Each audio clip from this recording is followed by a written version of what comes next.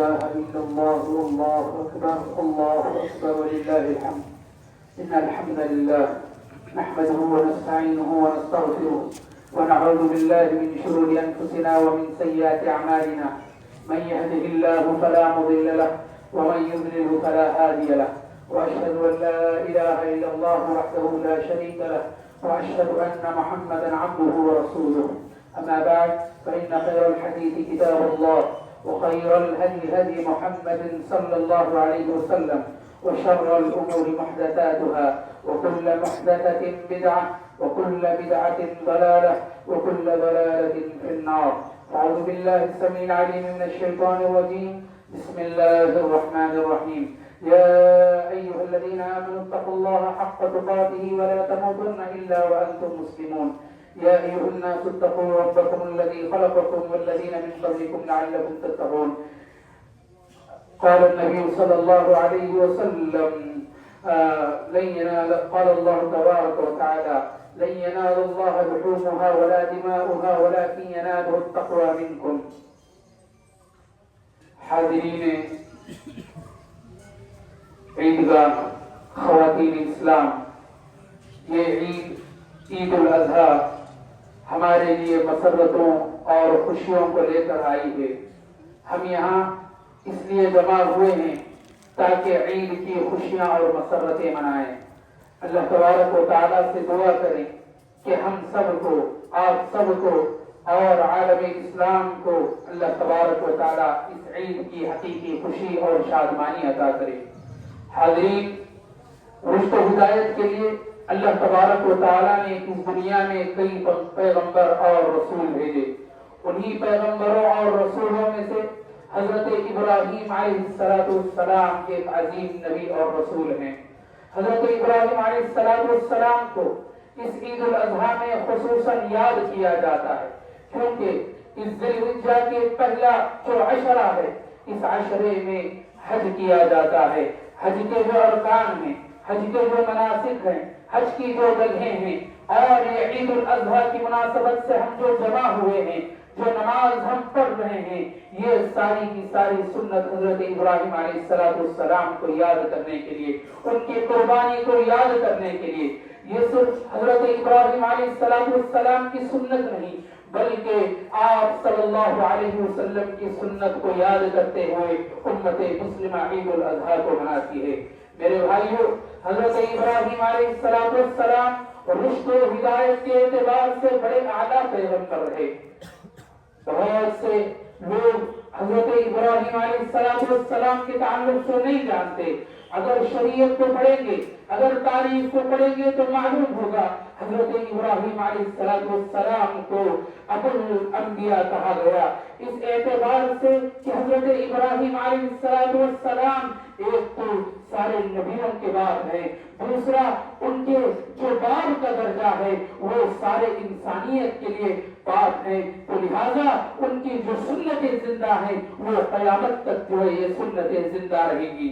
حضرت ابراہیم علیہ السلام کے جو مناسک ہیں، حضرت ابراہیم علیہ السلام کے جو بھی فضیلتیں ہیں، جو بھی ان کی اہمیت ہے، ان کی اہمیت کے لیے ایک بات کافی ہے. حضرت ابراہیم علیہ السلام کی شخصیت کے لیے ایک بات کافی ہے کہ قرآن نے حضرت ابراہیم علیہ السلام کو فرمایا وَاتَّخَذَ اللَّهُ إِبْرَاهِيمَ خَلِيلًا. اللہ نے حضرت ابراہیم علیہ السلام کو، ابراہیم خلیل اللہ کو اپنا دوست بنایا. حالانکہ اللہ تبارک و تعالیٰ کا دوست بننا کوئی معمولی بات نہیں ہے، یہ عظیم شخصیت ہے. اللہ تبارک و تعالیٰ نے حضرت ابراہیم علیہ السلام کو قرآن مجید میں امت کہا. قرآن نے کہا ان ابراہیم کان امہ، کہ حضرت ابراہیم علیہ السلام ایک امت ہے. اگر غور کریں تو ایک امت لاکھوں کروڑوں لوگ ہو سکتے ہیں، لاکھوں کروڑوں لوگ جتنی قربانیاں دے سکتے ہیں، لاکھوں کروڑوں لوگ جتنی آزمائشوں میں پڑ سکتے ہیں، اور لاکھوں کروڑوں لوگوں پر جتنی آزمائشیں ڈال سکتے ہیں، اللہ تبارک و تعالیٰ نے حضرت ابراہیم علیہ السلام کی زندگی میں اتنی آزمائشیں دی. اسی لیے حضرت ابراہیم علیہ السلام کو اللہ تبارک و تعالیٰ نے امت کہا. جو کام ایک امت کر سکتی ہے وہ کام حضرت ابراہیم علیہ السلام نے کر کر دکھایا. ان کی ساری زندگی ہمارے لیے نمونہ ہے. ان کی ساری زندگی ہمارے لیے آئیڈیل اور نمونہ ہے. اس وقت ہم بچوں کو بچے کہتے ہیں, اس وقت ہم اپنے بچوں کو بچے کہتے ہیں. اس وقت بھی حضرت ابراہیم علیہ السلام نے حق اور توحید کے پیچھے بھاگا اور حق کو تلاش کرنے کے لیے, توحید کو تلاش کرنے کے لیے, سچا راستہ تلاش کرنے کے لیے کوششیں فرمائی. میں حق پرست کی ایک قبیل سے ہوں, میں حق پرست کی ایک قبیل سے ہوں. جو حق پر ڈٹ گیا اسی لشکر کے قبیل سے ہوں. وفاداری اور اطاعت و فرما برداری کے وہ اعلیٰ نمونے پیش کیے. قرآن مجید نے فرمایا وَإِبْرَاهِيمَ الَّذِي وَفَّى, ابراہیم علیہ السلام وہ ہیں جنہوں نے اللہ تبارک و تعالیٰ کے ساتھ وفاداری نبھائی. اللہ تبارک و تعالیٰ نے جب بھی وفاداری اور اطاعت و فرما برداری حضرت ابراہیم علیہ السلام سے مانگی, حضرت ابراہیم علیہ السلام نے اسے پورا فرمایا. اور جب بھی اللہ تبارک و تعالیٰ اطاعت و فرما برداری کے لیے پکارتا, حضرت ابراہیم علیہ السلام حاضر رہتے. اسی درس کو آج حاصل کرنا ہے. قرآن مجید نے فرمایا قال اسلمت لرب العالمین, ابراہیم نے کہا اے اللہ میں تیرے لیے فرما بردار ہوتا ہوں. جب ختنے کا حکم ہوا, 80 سال کی عمر, بڑھاپے کی عمر میں جب ختنے کا حکم ہوا, سر تسلیم خم کر دیا.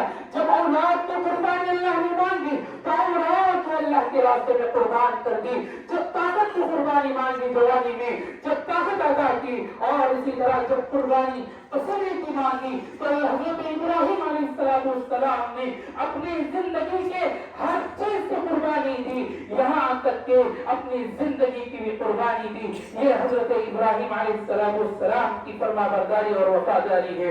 اللہ تبارک و تعالیٰ نے ان کے اس فرما برداری اور اطاعت کا عالم یہ ہے کہ اللہ تبارک و تعالیٰ نے فرمایا وَإِذِ ابْتَلَىٰ إِبْرَاهِيمَ رَبُّهُ بِكَلِمَاتٍ فَأَتَمَّهُنَّ قَالَ إِنِّي جَاعِلُكَ لِلنَّاسِ إِمَامًا. اور یاد کرو اس وقت کو جب حضرت ابراہیم علیہ السلام کو ان کے رب نے آزمایا تو حضرت ابراہیم علیہ السلام نے ان کی ساری آزمائشوں پر کھڑے اترے. جب یہ کھڑے اترے تو حضرت ابراہیم علیہ السلام کو اللہ تبارک و تعالیٰ نے وہ بہترین انعام دیا, انی جاعلک للناس اماما, میں تمہیں لوگوں کا امام بناتا ہوں. اللہ اکبر. لوگوں کا امام بننا معمولی بات نہیں ہے. آج کی طرح مسجد کا امام نہیں ہے, لوگوں کا امام نہیں ہے, ساری انسانیت کا امام حضرت ابراہیم علیہ السلام کو بنایا. اللہ اکبر. حضرت ابراہیم علیہ السلام کی زندگی کو دیکھیں. حضرت ابراہیم علیہ السلام نے وہ کارنامے انجام دیے, ان آزمائشوں کو اللہ کے سامنے سر تسلیم خم کر کے آگے بڑھے تو اللہ تبارک و تعالیٰ انہیں دنیا میں امام بنایا. تو آخرت کے تعلق سے نبی کریم صلی اللہ علیہ وسلم نے فرمایا کہ جب لوگ محشر میں اٹھیں گے سارے کے سارے ننگے ہوں گے, لیکن اس ننگے پن میں سب سے پہلے جن کو لباس پہنایا جائے گا وہ عزت کا لباس حضرت ابراہیم علیہ السلام کو پہنایا جائے گا. اسی طرح حضرت ابراہیم علیہ السلام کی زندگی ہمیں درس دیتی ہے کہ جہاں کہیں رہو, جیسا بھی ہو, حالت جیسے ہی ہو, اللہ تبارک و تعالیٰ سے ڈرنا چاہیے اور توکل اور اللہ پر بھروسہ کرنا چاہیے. حضرت ابراہیم نے آج کی طرح ہم جس طرح ڈرتے ہیں اس طرح لوگوں سے نہیں ڈرا, آگے بڑھ گئے اور لوگوں کو مار کر جو ہے آگے بڑھتے رہے اور توحید کا درس دیتے رہے. اسی طرح جب جو اللہ تبارک و تعالیٰ پر بھروسے کا موقع آیا, نمرود کے سامنے کھڑے ہونے کا موقع آیا, ظلم و بربریت کا پہاڑ تھا نمرود, جب اس کے سامنے دعوت دی, دلیل پیش کی, جب کسی کے پاس دلیل نہیں ہوتی تو وہ آدمی طاقت کا سہارا لیتا ہے. نمرود نے بھی طاقت کا سہارا لیتے ہوئے حضرت ابراہیم علیہ السلام کو سزا دینے کی کوشش کی اور آگ جلایا. جب حضرت ابراہیم علیہ السلام کو آگ میں ڈالا گیا, حضرت ابراہیم کے بارے میں اللہ نے فرمایا قلنا یا نار کونی بردا و سلاما علی ابراہیم. وہ کیا حضرت حضرت ابراہیم کا تقویٰ ہے، وہ کیا توکل اللہ پر حضرت ابراہیم کا ہے۔ اللہ نے کہا اے آگ تو ابراہیم سے یہ ٹھنڈی اور سلامتی والی ہو جا۔ یہ حضرت ابراہیم علیہ السلام کی زندگی سے ہمیں سبق سیکھنا ہے۔ اور اسی طرح اولاد نہیں تھی، نا امید نہیں ہوئے، سارے اولاد مانگا، اللہ تبارک و تعالیٰ نے ان کی نسلوں میں صالحیت عطا کر دی۔ اے میرے بھائیو، اللہ تبارک و تعالیٰ نے ان کی نسلوں میں صالحیت عطا کر دی اور ایسا بہترین انہیں انعام عطا کیا، ان کی نسل میں انبیاء کو محصور کر دیا۔ ان کے باہر حضرت ابراہیم علیہ السلام کے بعد جس نبی نے بھی آیا اس خاندان سے آیا۔ یہ اتنا بڑا انعام اس نا امید کو نہیں چھوڑی، نا امیدی نہیں کی، اللہ تبارک و تعالیٰ پر بھروسہ تھا۔ یہ حضرت ابراہیم علیہ السلام ہے۔ میں نے آپ کے سامنے سورۃ الحج کی آیت تلاوت فرمائی ہے، جس میں اللہ تبارک و تعالیٰ نے فرمایا لَن يَنَالَ اللَّهَ لُحُومُهَا وَلَا دِمَاؤُهَا وَلَكِن يَنَالُهُ التَّقْوَىٰ مِنكُمْ۔ ہرگز تمہارے قربانی کا نہ گوشت نہ خون اللہ تبارک و تعالیٰ تک پہنچتا ہے، لیکن اللہ تبارک و تعالیٰ تک پہنچتا ہے تو تمہارا تقویٰ پہنچتا ہے۔ آج کل اس کا شان نزول سمجھتے ہیں، شان نزول میں تو اللہ کے رسول صلی اللہ علیہ وسلم کی جانب سے واقع آتا ہے۔ تاریخ کی کتابوں میں لکھا ہوا ہے کہ مشرکین جو ہے حج کرتے ہوئے کیا کرتے، جب قربانی کا موقع آتا تو قربانی کرتے اور قربانی کے گوشت اور خون کو خانے کعبہ کے دیواروں پر پھینک دیتے تاکہ یہ بتا سکے کہ انہوں نے قربانی کی ہے۔ لیکن اسلام نے آ کر یہ بتایا کہ قربانی جو ہے صرف خون کی یا گوشت کی نہیں ہوتی، قربانی یہ ہے کہ آپ تقویٰ اختیار کرو۔ اگر دیکھا جائے غور کیا جائے تو اس عید الاضحیٰ کا اہم پیغام جو ہے تقویٰ ہے۔ اسی طرح ہم نے جو رمضان المبارک کے روزے رکھے اس میں بھی یہی پیغام اللہ نے دیا تھا، یا ایھا الذین آمنوا کتب علیکم الصیام کما کتب علی الذین من قبلکم لعلکم تتقون۔ یہ عید الاضحیٰ کا پیغام بھی تقویٰ ہے۔ اسی طرح جو ہے عید الفطر کا جو رمضان المبارک کے روزوں کا پیغام بھی تقویٰ ہے۔ تو لہذا یہ تقویٰ ہر عبادت کا پیغام ہے، ہر عبادت کا مقصد ہے۔ اگر آپ قرآن مجید کو پڑھتے چلے جائیں، قرآن مجید میں سورۃ البقرہ سے سورۃ فاتحہ کی شروعات ہوتی ہے۔ سورۃ البقرہ میں اللہ تبارک و تعالیٰ نے اس کے موضوعات کے شروع میں اللہ نے فرمایا یا ایھا الناس اعبدوا ربکم الذی خلقکم والذین من قبلکم لعلکم تتقون۔ جو بھی تم عبادت کرتے ہو اے وہ اللہ کی عبادت کرو جس نے تمہیں پیدا کیا اور تمہارے بعد والوں کو پیدا کیا تاکہ تم تقویٰ اختیار کر سکو۔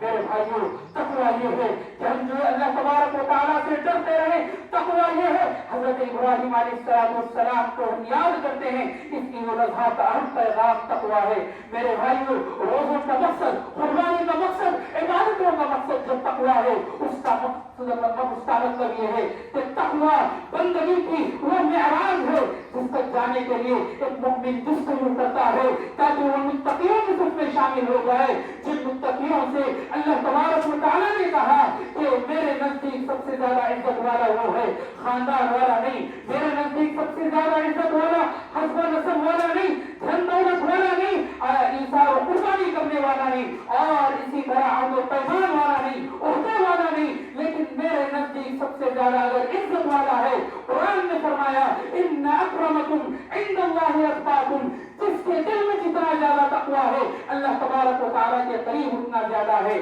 تاکہ ان متقیوں کے صف میں شامل ہو جائے جن کے تعلق سے نبی کریم صلی اللہ علیہ وسلم نے بشارت دی تھی ان اول الناس بالمتقون من كانوا وحيث كانوا۔ میرے نزدیک سب سے زیادہ وہ متقی ہوں گے جو زیادہ تقویٰ اختیار کریں گے، وہ چاہے جو کچھ ہو، جہاں کچھ ہو، چاہے وہ افریقہ میں رہنے والا کالا کلوٹا نوجوان ہو یا یورپ و امریکہ میں رہنے والا گورا شخص، چاہے کوئی بھی ہو، یہاں رہنے والا آدمی اگر تقویٰ اختیار کرتا ہے تو اللہ تبارک و تعالیٰ کے نزدیک وہ عزت والا ہے۔ قربانی اور تقویٰ جو یہ ہمارے لیے نفرت رکھتی ہے، یہ ہمارے لیے کہاں نظر آتی ہے، اس طرح کہ دراصل جو ہے ہمارے جذبات کی قربانی ہے، ہمارے دل کے خواہشات کی قربانی ہے، ہمارے تمناؤں کی قربانی ہے. ہم جب اپنے جانور پر چھری چلاتے ہیں اس سے پہلے یہ ہمارے جو ہے اللہ تبارک و تعالیٰ کی اطاعت و فرما برداری سے اپنے دل کے خواہشات کو ختم کرنے کی قربانی ہے. لہذا میرے بھائیوں قربان جو ہے صرف جانور کا نہیں ہوتا, اپنے نفس کا ہوتا ہے, ہمارے دل کا ہوتا ہے. اسی دل کو جھجوڑنے کے لیے, اسی دل کو جو ہے راستہ دکھانے کے لیے شریعت نے ایک راستہ چنا ہے, وہ نفس کی قربانی ہے, نفس کی لڑائی ہے. اسی طرح نبی کریم صلی اللہ علیہ وسلم نے اسی چیز کو جو ہے مجاہدہ کہا. حدیث میں اللہ کے رسول صلی اللہ علیہ وسلم نے فرمایا والمجاہد من جاہد نفسه فی طاعت اللہ. اصل میں مجاہد وہ ہے جو نفس سے مجاہدہ کرتا ہے, اللہ تبارک و تعالیٰ کی اطاعت کے سامنے اپنے نفس کو جھجوڑتا ہے. ہم جو ہے جہاد میدان جنگ میں اور جہاد میں لڑنے کی کئی فضیلتیں بیان کرتے ہیں. اگر شریعت کی روح سے دیکھا جائے تو یہ جہاد جو ہے جہاد اصغر ہو سکتا ہے, لیکن جو نفس ہم سے لڑتے ہیں, ہم جس نفس سے لڑتے ہیں یہ اصل جہاد اکبر ہے. اگر کوئی اس سے لڑ گیا, اگر اس میں کامیاب ہو گیا, یہی ہمارے لیے عید الاضحیٰ کا پیغام ہے. ہم یہ قربانی کرتے ہیں, یہی ہمارا لیے اصل پیغام ہے. نفس کے ساتھ جو لڑائی ہے, محمد بن منتظر فرماتے ہیں کہ نفس کے ساتھ جو لڑائی ہے اسے کنٹرول کرنے میں مجھے 40 سال لگ گئے. ہماری ایک ایک سانس جو ہے نفس کو لڑنے میں, نفس کے خواہشات کو مارنے میں, قربانی پر چھری پھیرنے سے پہلے ہم ان کا خواہشات کو دبانا چاہیے. ہر لمحہ اور مرتے دم تک جو ہے یہ ہمارے نفس سے ہماری لڑائی ہوتی ہے. یہی اصل جو ہے قربانی کا پیغام ہے. اللہ ابن قیم رحمہ اللہ فرماتے ہیں کہ انسان کو اگر نفس کے اندر پائی جانے والی برائیوں کی خبر ہو جائے تو اس کے پاس زندگی میں دوسروں کی برائی کے پیچھے اس کے پاس وقت نہیں بچے گا. نتی حالت کی ہمیں اپنی خبر رہے دیکھتے اوروں کے عین ہنر پڑی اپنی برائیوں پر جو نظر تو نگاہ میں کوئی برا نہ رہا. جب یہ کنٹرول نفس پر تقوی آ جائے تو دنیا سے جاتے ہوئے فرشتے کہتے ہیں یا ایھا النفس المطمئنہ ارجعی الی ربک راضیۃ مرضیہ فادخلی فی عبادی وادخلی جنتی. اے نفس مطمئنہ, تو نفس امارہ سے لڑتے ہوئے یہاں سے نکل جا اور رب کی طرف چلتا جا. راضیۃ مرضیہ, اللہ تبارک و تعالیٰ تجھ سے راضی ہے اور تو اللہ تبارک و تعالیٰ سے راضی ہے. حضرت ابراہیم علیہ السلام کی زندگی اسی کے نظیر ہے. حضرت ابراہیم علیہ السلام نے ساری کی ساری زندگی جو ہے اطاعت و فرما برداری کی ایسی لگام دی کہ زندگی میں ہمیشہ ان کا نفس جو ہے احکام کے آگے سر تسلیم ختم کرتا رہا.